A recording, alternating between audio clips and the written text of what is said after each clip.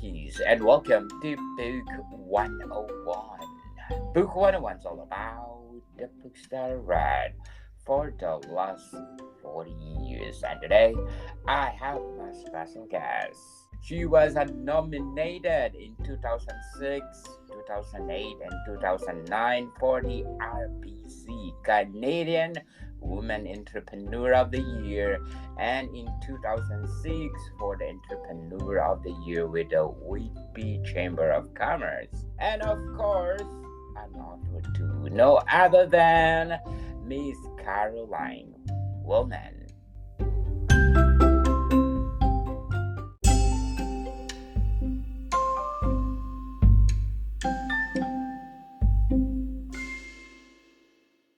Thank you so much. I'm so excited to talk books with you today because it's my favorite thing. Yes, books, people, and welcome to Book 101. And can you please introduce yourself? Well, my name is Carolyn Willman, and I started out as the contest queen because I teach people how to win sweepstakes, contests, and giveaways. And I wrote 2 books on the subject. I'm on my 3rd, and it's how I ended up meeting Helene Hadsell, who is famous for winning every prize she ever desired. And she realized that there was going to be no one to take over her legacy. And because I was also a fellow contester, she asked me to do it. And it's been very exciting because I've republished all of her works, and 2 of her books had never been made available to the general public before. And so now you can read all of her work. And through that, I met her second publisher, Tag Powell, and I'm in the process of publishing all of his work. I'm so excited. Wow, congratulations, Miss Caroline. So, what is the secret of being a winner? You have to think like a winner, and you have to feel like a winner before you are a winner. Winning is really an inside job. Okay, so what are the big difference of being entrepreneur and an author? Oh, it's funny. I love telling this story. When I was in college, I won't say how long ago, I remember taking an English course, and I got a paperback and it had a C on it. And I remember Wow. looking at that C thinking, it doesn't matter. I'll never be a writer. And I'm on book like 10, I don't know, 9 or 10. I've lost track. Plus all the stuff that I write, like blog posts, newsletters, social media, like I write so much stuff. It's kind of ironic that was my thought way back then. And I don't know why that particular memory sticks in my head, but clearly it was wrong. And I think every entrepreneur is a writer in their own way, because if you don't toot your own horn, no one else will. So in that way, you have to hustle and get yourself out there and share in different formats and platforms to get yourself out there. You write little scripts for social, you write newsletters, so I think they're really tied together. And everybody, I always say this, and you probably have heard this before too, everybody has a book in them. Miss Caroline, can you tell us the story? Why did you found the Imagination Ads Inc.? So I started on a path.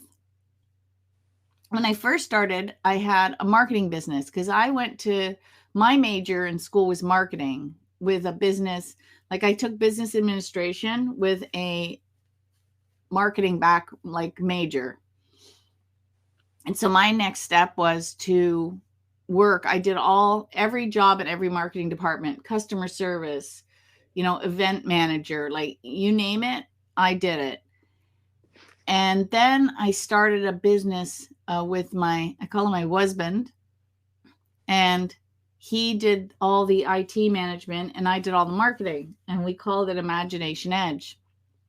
When we got a divorce in 2009, I had to create new business.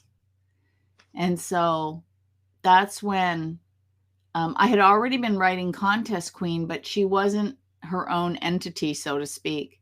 And so then I had Contest Queen, and then I started my own marketing on its own called Idea Majesty.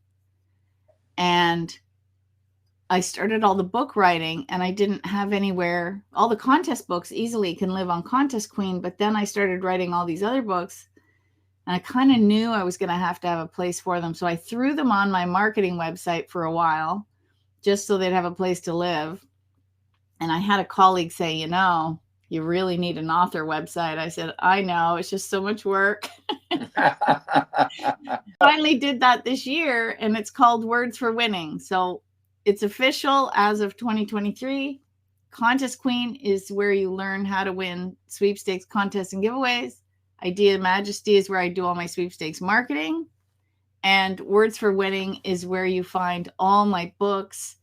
I have my winning books there too, of course. And then all my metaphysical, new age, new thought, mindset books are now living on Words for Winning. That's quite the journey in itself, just setting up a whole new business.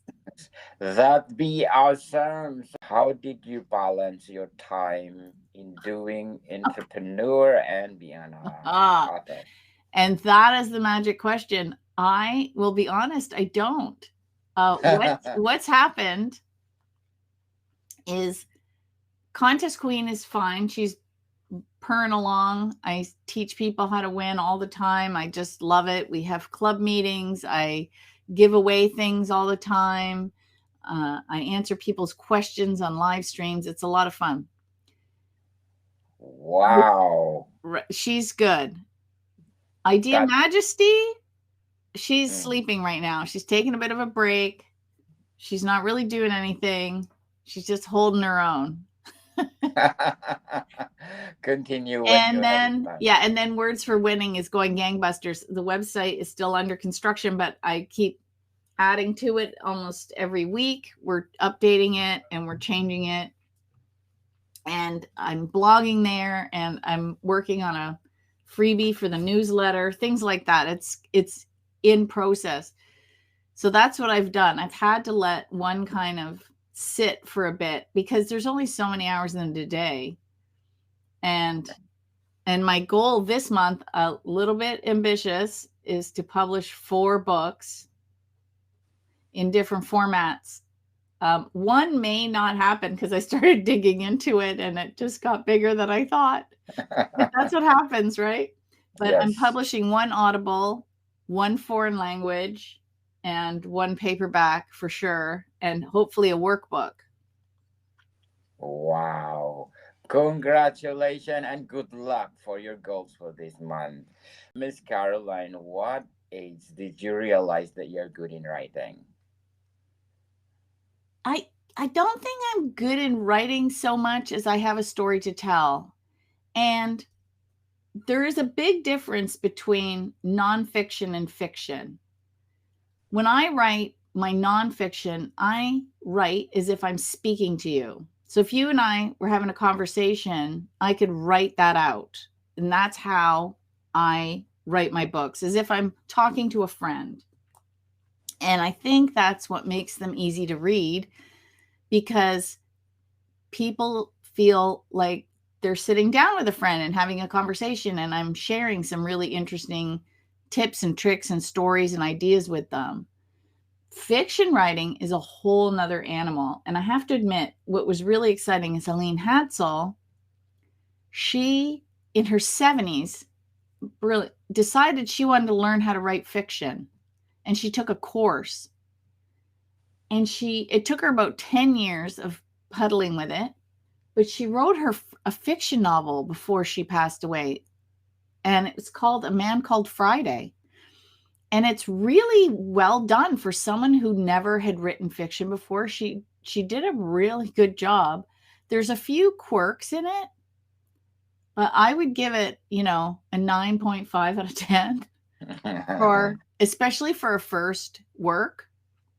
It's kind of fun and hokey.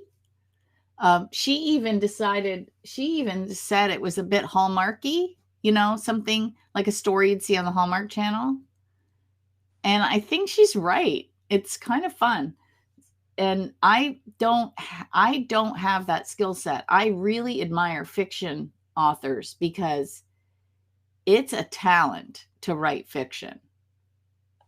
Definitely, indeed. How does it feel that you won the runner-up nonfiction category?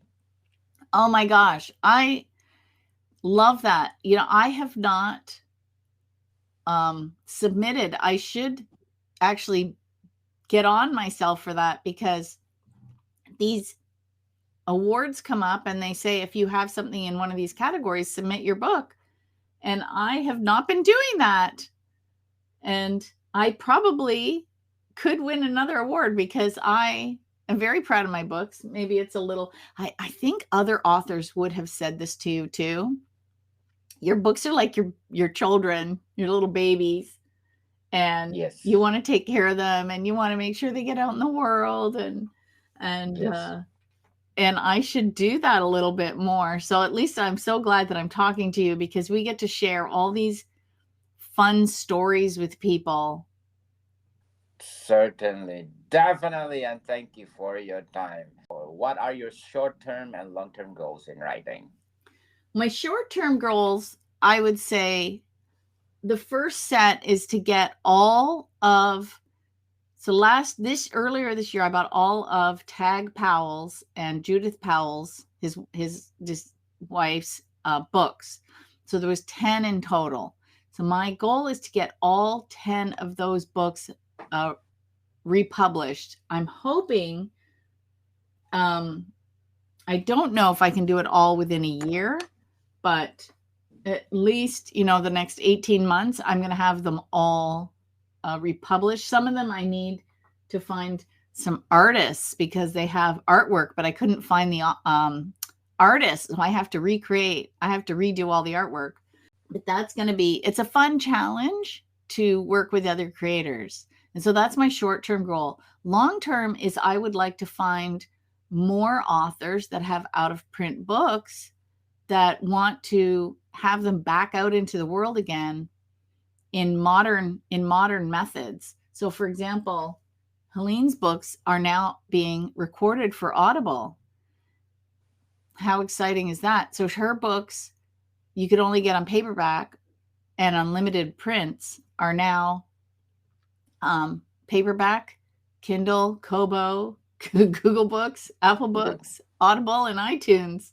I mean, how crazy amazing is that? Yes. And slowly being translated into languages. So the first Spanish edition should be out soon. Wow, congratulations for that, Miss Caroline. But before we go on, I want to shout out to the people listening in New Zealand. Thank you, New Zealand, because in Auckland, I got 43% audience share, Wellington at 20%. Wow. Canterbury at 18%, Nelson at 8%, Bay of Plenty at 7%, Waikato at 4%, Taranaki at 1%, Southland at 1%, and last but not the least, Northland at 1%. Thank you, New Zealand, for supporting this podcast, because this podcast is created to empower writers all over the world, like Miss Caroline Wellman. Yes, and what's exciting is my books are available all over the world. That's actually one of the problems I had with my first sweepstakes books is they were only available in North America. And the one that I'm publishing this year is going to be my first global edition. That'd be awesome. According to my analytics, Miss Caroline, I got 144 countries listening to me. And thank you for all those 144 countries. Thank you for your time to sharing these books to us. Which books of yours we gonna talk about today? Well, the big one is, of course, Helene Hadsell's The Name It and Claim It game, which I discovered when translated into Spanish means you want it, you got it. And please don't ask me to say it in Spanish because my Spanish is zero. I have a lot of listeners in Spain. Oh my goodness. Shout out to the people out there in Spain. Muchas gracias todos. Even in Mexico, because they are Spanish countries. Yes, lots of Spanish countries, which is why I chose Spanish as the first language to translate. But I don't know how many I'll be able to do, but I'm just going to keep going on the translations. Yes. So the name it, claim it game, how did you craft it? So what I did with her book is I took her old book. She kept adding to it. Oh, God bless Helene. She was very technophobic. Like she was not very techy at all. And so when she was adding to her book, now this woman died in 2010. She was updating her book and adding to it and modernizing it till the year she passed away. She never stopped writing. And you wanted a long-term goal? That's a super long-term goal. I plan to never stop writing. And like her. And so I had to take her book and I had to reformat it because it wasn't she would edit with the space bar and the return key. God bless her. So, and of course, you got to remember the computers and the technology in 2010 are different than they were now. So I have, editing software. I'm able to go in and move chapters around and fix headings and do, all the fancy things. And so I was able to do that and make it, modern for everybody. And I added in a foreword and I added in, she had sent me some articles to share with people like 15 years ago. And so I added those in the book, and she had written some news stories. And so I made sure that they were in the new book.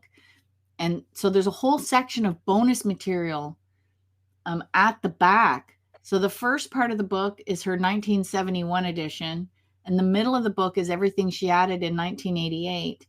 And the last part of the book is everything that I was able to add as bonus material for the new reader. It's very exciting. So the book is really robust. Okay, Miss Caroline, who is Helene Hadsell anyway? Now, she is famous for winning every contest she ever desired. Now, she read Norman Vincent Peale's book, The Power of Positive Thinking, and went, oh, I can do that. And she did. It really is using the power of the mind and envisioning the end result and giving it energy. And that's what she always talked about. She created something called SPEC: select it, project it, expect it, collect it. And we've heard all these before, ask, believe, receive. The movie and book, The Secret, were extremely popular. She loved Joe Vitale, who wrote The Attractor Factor. I mean, there's a lot of people that talk about similar things, but she really knew how to put it into practice, which is amazing, which is why she was so famous in the contest community. And of course, I interviewed her on a podcast in 2008 before podcasts were cool. I wish I still had that podcast. Oh, wow. And congratulations, because according to Amazon, it was number 28 in personal success and spirituality. Wow, good job, Miss Caroline. And according to Behavioral Jesus, good book so far. It was reviewed in the United States September 23, just now, 2023. Oh. How would you comment on that? Oh, I love it when people give me comments and on reviews on Amazon and Audible. And it's funny because, authors, this is actually a good point for authors since we're talking books. Don't be afraid of the critical reviews, because one woman had complained that I had taken stuff out of the book, and that gave me material to show people that I hadn't. But what was interesting was I discovered a missing chapter in one of the editions that I didn't have when I updated the book. And so what I did was I took that and put it free on my website. But I also did a video and I showed people that the chapter actually moved from one book to another. So she took it out of the Name It and Claim It game and put it in Contact with Other Realms. So it's not actually missing, it's just moved. And it's exciting to be able to help people understand an author's process. So never be afraid of the critical reviews, because they are points to grow on, so you can improve your next book, or you can help them understand where they may be misunderstanding you. And then you can also use it as content, because let's face it, all as creators, we're always looking for more content. Definitely. So, Miss Caroline, you agree that critical reviews make you better, perfect in the future? Yeah, you don't grow from comfort. Definitely. Go outside your comfort zone. Yep. So, do you think in the future, aside from genre that you are writing right now, you will be directing to another genre? Well, whatever it is, right now, all the books are mindset books where you improve your thinking. So right now I'm editing a book called Money and You: How You Can Become Rich by Changing Your Thoughts. And that one's by Tag Powell. And that should be out this month. Oh, wow. I love that. So, can you come back and let's talk about it next week? Well, why don't we wait till it's finished? I just finished editing the table of contents, and I'm working on chapter 1. Oh, that'd be awesome. I'm So not let's that talk about, quick. let's talk about other books then.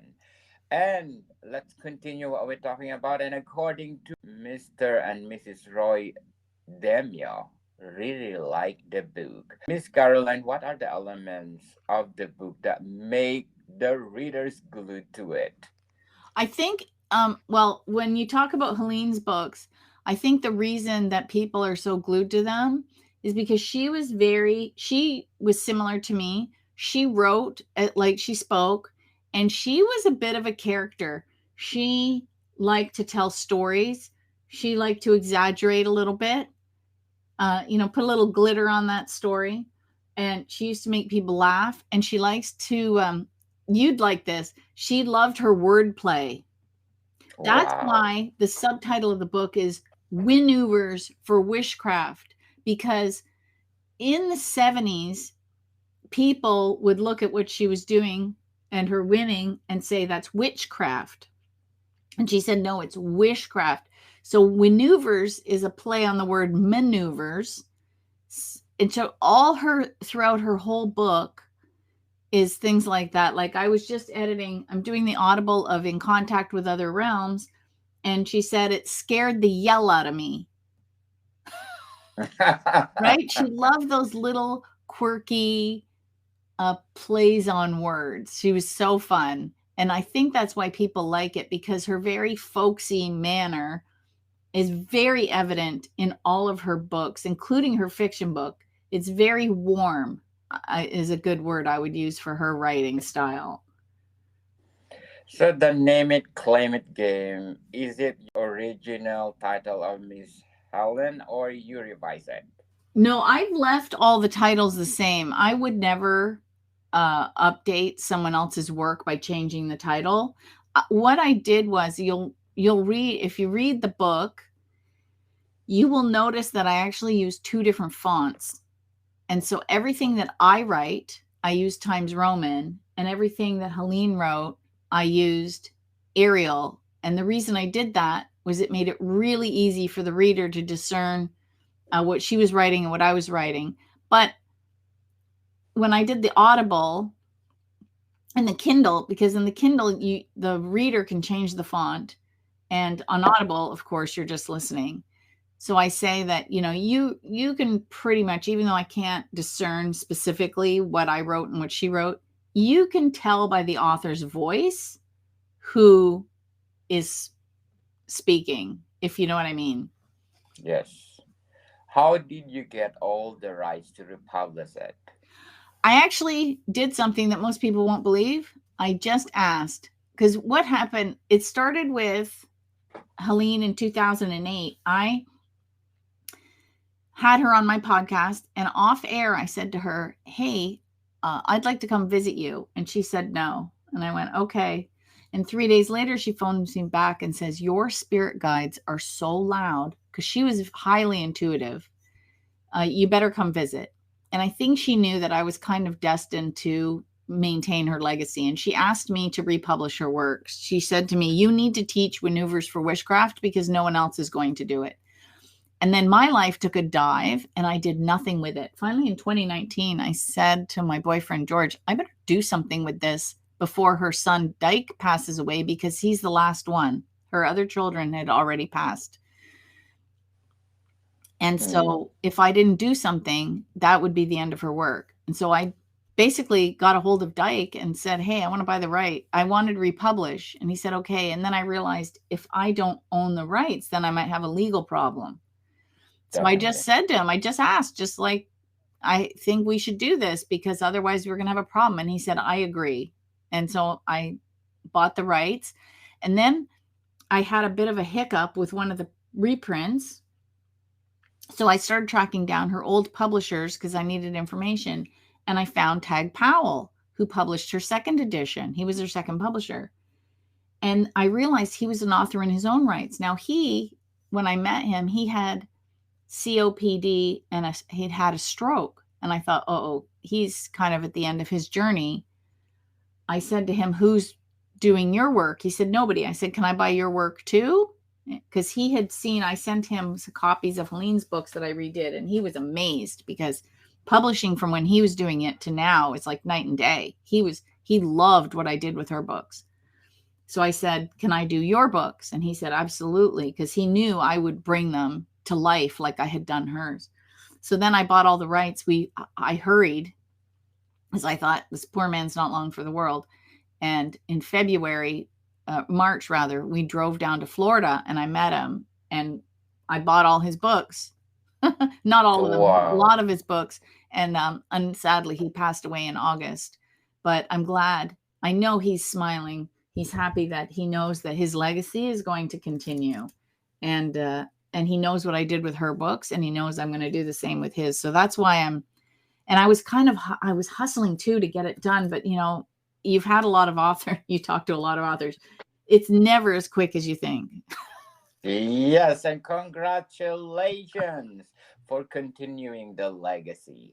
Tips to become winner. Not totally make spoiler for the books, but can you give us a suggestion to be a winner?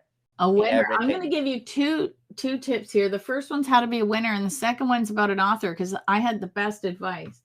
So the first one, to be a winner, I have 3 quick tips. If you want to start entering sweepstakes as a hobby, 1, set up an email address just for entering sweepstakes. Trust me on this one. I used my work email when I first started. Big mistake. 2, use a sweepstakes site that aggregates all the sweepstakes together for you in one place. It saves you a ton of time hunting around trying to find legitimate giveaways. And 3, always read the rules because otherwise you don't know if you're eligible to enter, when it ends, how often you can enter, etc. So those are my 3 quick winning tips. And if you want to write, the best advice I ever got was write out the table of contents and keep writing. And when I was writing my first book, I wrote all the easiest chapters first and then the harder ones, because then I felt like I had some meat before, you want to keep going because now you have half a book and you don't want to stop. So those are my 2 pieces of advice. Wow. Thank you for the tips, Miss Caroline. So are you a gardener or architect in terms of writing? That's an interesting question. I would say gardener. Okay. So you don't plan your writing. It just, writing and voila. Yeah, I do. I have a structure. So how I started was